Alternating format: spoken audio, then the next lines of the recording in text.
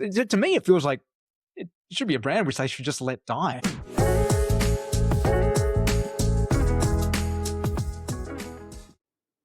This week in e-commerce, episode 121.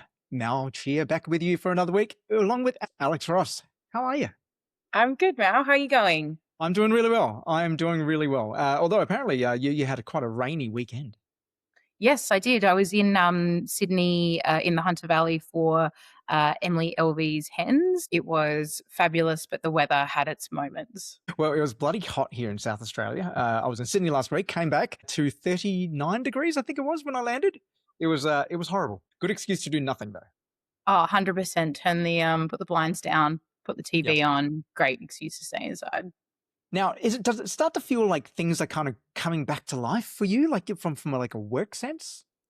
Yeah, I think I started back online the first week of Jan, so I think it was like the 4th from memory. And it really just felt like everything was happening straight out of the gate. I think for me, I put that down to, for the most part, brands having a good Black Friday, a good peak retail season, and ready to hit the ground running. And then hopefully that momentum stays through to February, which we know is typically a little bit slower.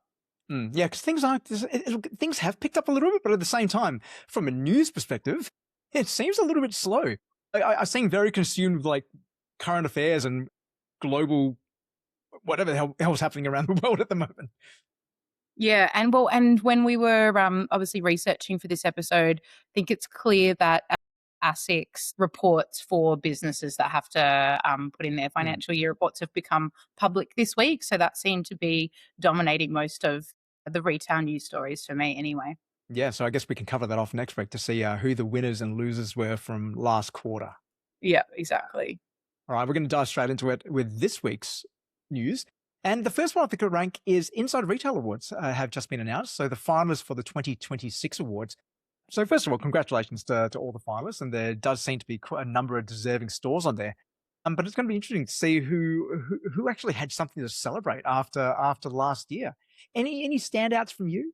I thought that there were some newer brands in the mix, or not necessarily new in terms of age, but I find that we tend to see the same brands rotate in these awards. They obviously have great marketing and PR teams that are always submitting themselves. So I felt that there was a bit more diversity in the finalists this year. Yep. Anyone's catch your eye? Oh gosh, you're putting me on the spot. I can't remember. The ones that caught my eye were there was one category where I think it was 4 out of the 5 were clients of Athos Commerce Search Spring. So Oh, we fantastic. we always love to see that. Yeah, there were a couple which caught my eye. It was obviously Appliances Online. I'm back there in customer service, which is great. But Ergo Pouch, which is a brand which have been around for a long time, but in the last 12 months, I'm starting to hear more about. And I actually did meet the general manager last week, last year, I should say, which is pretty cool. But other brands like Archie Rose in there again for online store, which is fantastic. But Unified Retail was Nobby, so the underwear brand, which was really cool to see. And they are making some serious waves. So well done to the Nobby team, who are doing some really good things.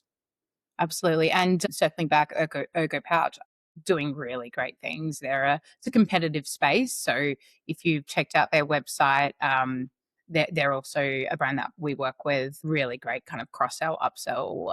Product education is obviously huge for their space as well. Yeah, absolutely. All right, now second story is about another retailer. So Maya are closing Sass and Bide, and we've talked about Sass and Bide before. And Sass and Bide were a staple of the early 2000s. I have to say, you could not see a girl out there who wasn't wearing Sass and Bide jeans. It felt for a time, but Maya have announced that they are going to be quietly putting Sass and Bide on pause. I think they're closing for now was the official announcement, with a view to bringing it back later this year. It seems like. What do you make of this? To me, it feels like it should be a brand which they should just let die. I don't know how they're going to bring it back and what spin they're going to put on it. Yeah, I don't know about the turning off and then turning back on later down. I probably would have wanted to see something more seamless. It's a brand that maybe it's my generation, but really I would call it a heritage Australian brand at this point. You know, making waves before Zimmerman internationally. So I don't want to see it go down that road. So let's see what happens. Hopefully they can bring it all back. Look, I hope when they bring it back, they actually do something unique and different and can position it in its own space or at least in a different space. Because I feel Mm, like if they bring it back, but it's just more of the same or safer, it's probably just going to die again. Like they need to start making some big bold bets with it. 100%. In my opinion, it used to be very unique and different.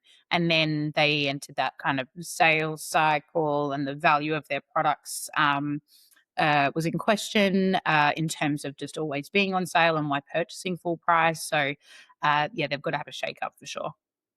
All right. Our third one, another brand which is going to be exiting some stores is EB Games. Now, EB Games have announced that they will be closing all 38 stores in New Zealand by the end of the month, which is very, very fast. Very fast for so many stores, right? Mm. It's a big shake up. Look, and there are a number of other brands who are closing as well. Fletcher Jones have announced that they're going to be closing, and they're going to be closing this month too. So there's quite a bit of closures going on. But this one with EB Games, look, I'm not overly surprised given how the gaming market is changing, and people are moving away from buying physical discs towards buying just the digital downloads. But they've been trying to pivot for quite a while into more that collectible space, as well, whether it be T-shirts, Funko Pops. Yeah. But it doesn't seem like it's working, particularly with New Zealand. Yeah, and my thought as well was these are products that aren't exclusive to them, so they are competing with, and I would say EB Games is a massive brand, but competing with bigger retailers in the space. And like you said, it's very competitive. Yeah, because the actual games themselves are more expensive from EB Games than if you did buy them from JB Hi-Fi, for instance. So they Mm, do rely quite heavily on secondhand games to actually bring to continue to make margin off that because they do make a huge margin on the secondhand games. But at the same time, when you think about the PlayStation Store or the Xbox Store, you can buy games from there, like older games on there, for very, very cheap. And sometimes if you have a subscription, it's free on there. So that use case of actually buying the secondhand games isn't really there anymore when it's much cheaper to buy it online. But also you consider New Zealand as well, where New Zealand, it's a smaller population, there's fewer malls.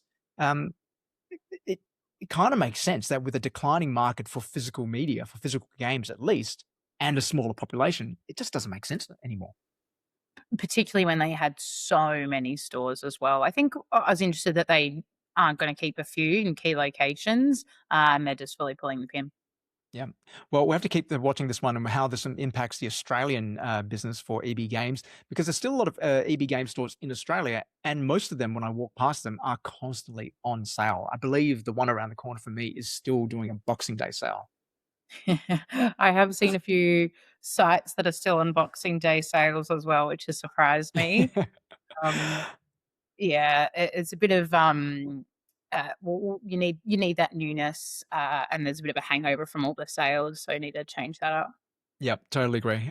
And our last quickie for the day is Hanes Brands are looking to are investigating the sale of their Australian icons. So of those, Bonds, Burley, Sheridan, and Bras and Things. So basically, every underwear company in Australia is going on sale. Look, you would have a lot more history in seeing stories like this, but for me, I was surprised that it's basically the news story is an intent to sell. It's not they have a Mm. purchaser, it's being bought. It's early days to start to potentially pique interest from buyers in the US. And part of it is like they are saying that part of it is to rationalize the group to focus more on their higher margin categories. And they're right, because underwear is super competitive right now, particularly when you look at those brands before.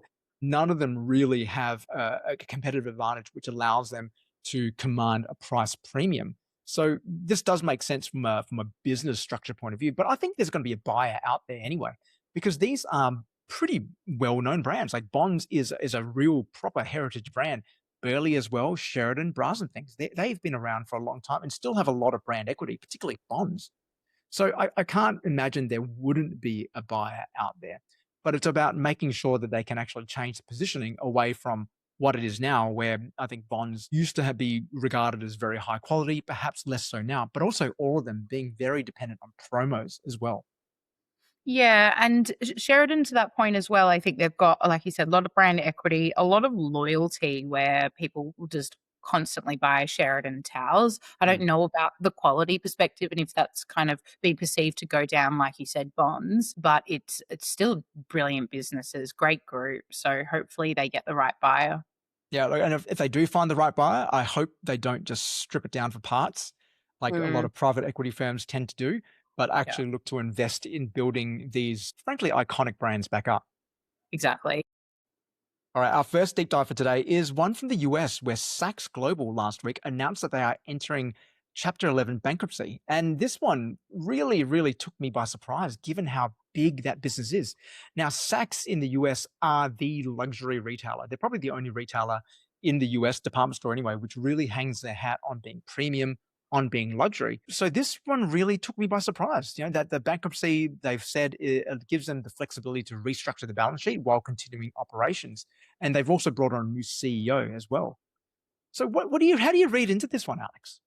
Yeah, I think that it's difficult because in Australia, you would say what David Jones could be somewhat Hmm. comparable, but still, Saxon itself is more elevated. So it with particularly last year, speaking so much about premium luxury brands, they were all reporting metrics that weren't overly positive, and this is probably a flow-on effect of that wholesaling for those brands and that perception. Yeah, I think D2C might have a part to do with this as well. I think there might be more business for some of these luxury brands moving to D2C, but I think also in terms of people wanting to buy an assortment as well, you're going to get better range when you're buying from some of those other retailers, particularly some of those other marketplaces as well. I know some brands who are on Saks, Nordstrom, and Bloomingdale's, and they're Mm. seeing Nordstrom and Bloomingdale's really start to boom, whereas Saks has just been declining for a little while. And I think part of that is because people don't necessarily want just that niche as well for luxury.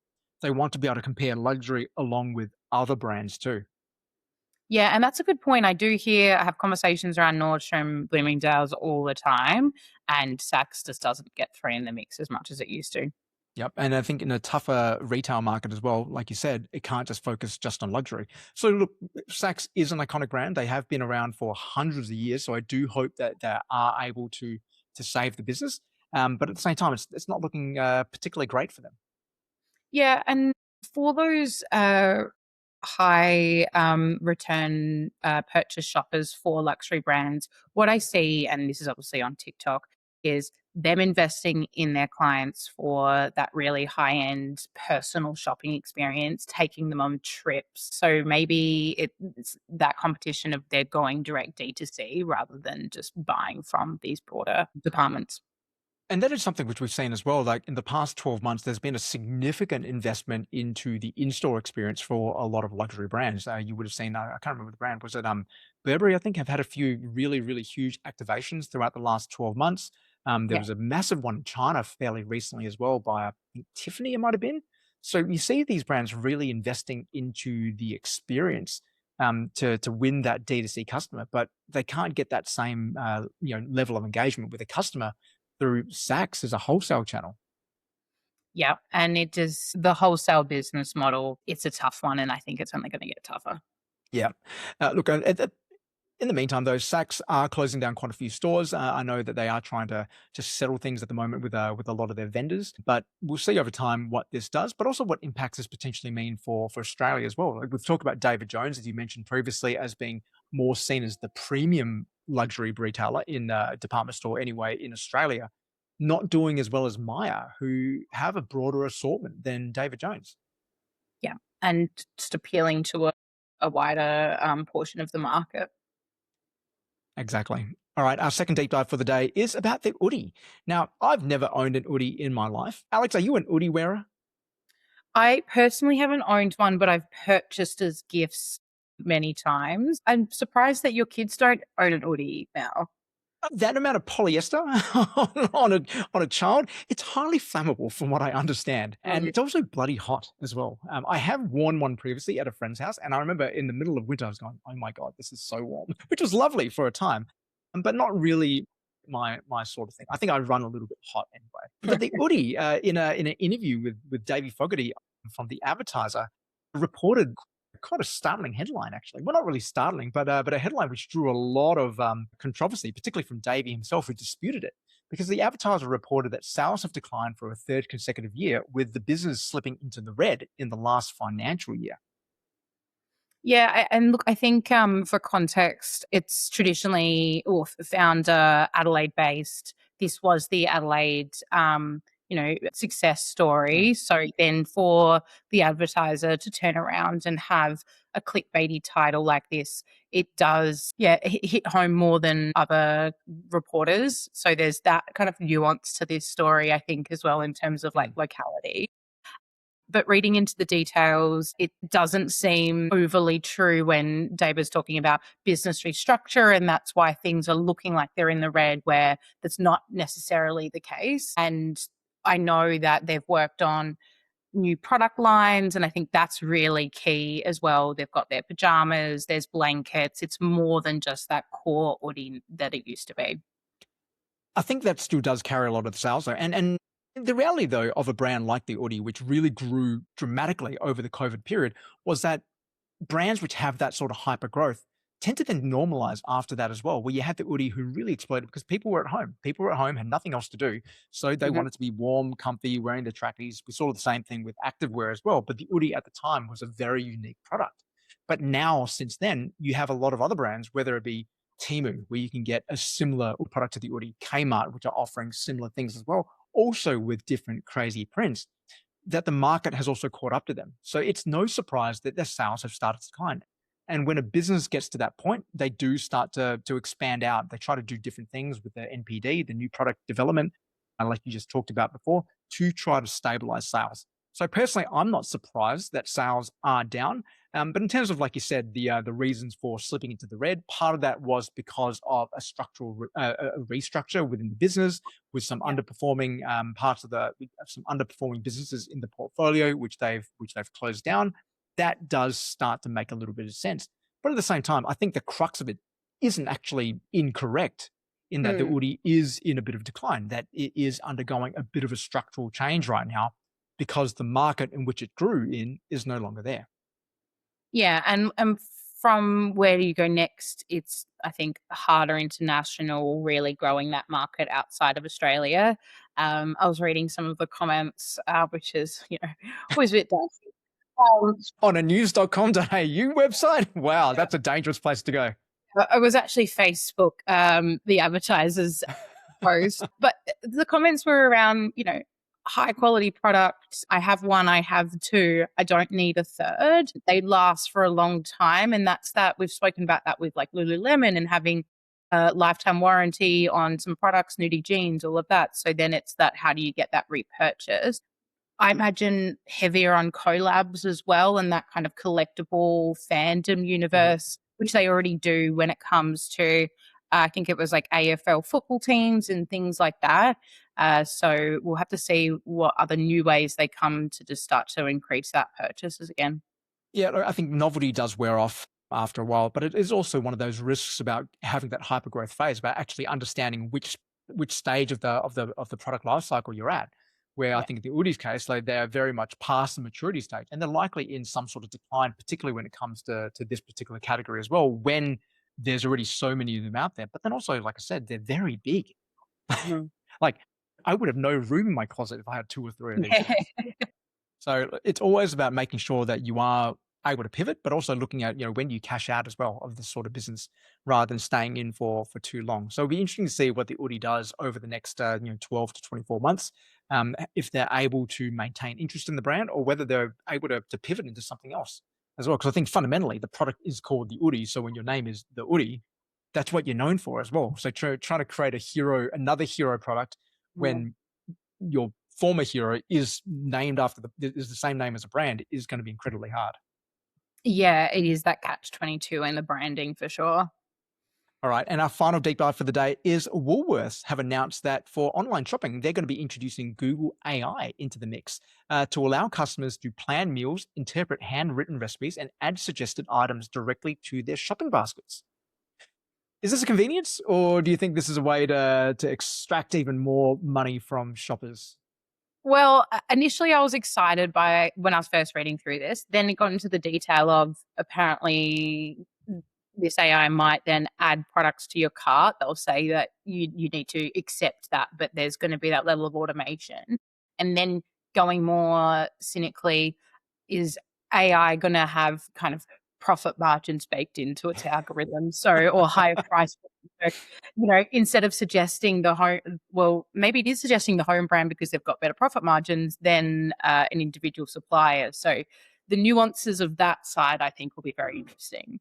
I agree. I don't think there's any way where you implement this without thinking about how do you tweak it to suggest certain brands, certain products, and kind of put those rules behind it. Because if I was doing it, I would 100% be doing something like that. But this is where understanding, like, is this better for the consumer or is this better for the business as well? Because I agree, Exactly. like you reading this, I was very excited. It's actually very similar to some of the ways I use ChatGPT as well.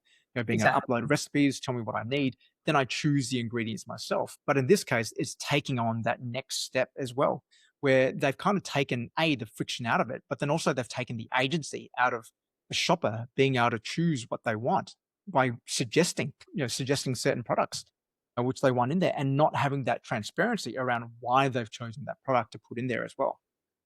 Yeah, and I think if I was a new brand, new supplier going into, let's say, Woolworths, be really talking about that commercial agreement and, okay, how do we get preference in your algorithm for the first 30 days? Those conversations will be there, I'm sure. Oh, I have no doubt, and that's a scary place to be in, because I think more and more you see this already. You see this as in social media algorithms. You see it in search, where we are being manipulated, and it reminds me of the great Doug Rushkoff book, "Program or Be Programmed," where we are continually being programmed by an algorithm, by algorithms, I should say, which favor the incumbents, which favor big business to look to how do they continue to manipulate us, and like I said, extract more value from us as well. Yeah, for sure. The planning, the recipes, I think is all great, but yeah, we'll start to see how that actually manifests and how we feel about it. Watch this space. I don't think we've heard the last of AI shopping, and I imagine there'll be more stores who'll be trying to implement this as well. And I think this is just the beginning. All right, that's all we have time for this week. We've covered a lot. We've covered bankruptcies, more store closures, AI partnerships, iconic brands potentially selling off. It is going to be a very interesting year ahead. Alex, thanks for joining us. That's all we have time for. Any last words? No, that's it from me, Mal. What about you? No, I'm all good. So everyone, keep innovating, keep growing, keep selling, and we will see you back here next week. And we will also have a special episode this week with an interview with Jevon LaRue, CEO and founder of Kiyu, to talk about proactive customer communications. That's See right. you I'm next week. excited. One. Talk soon. Bye.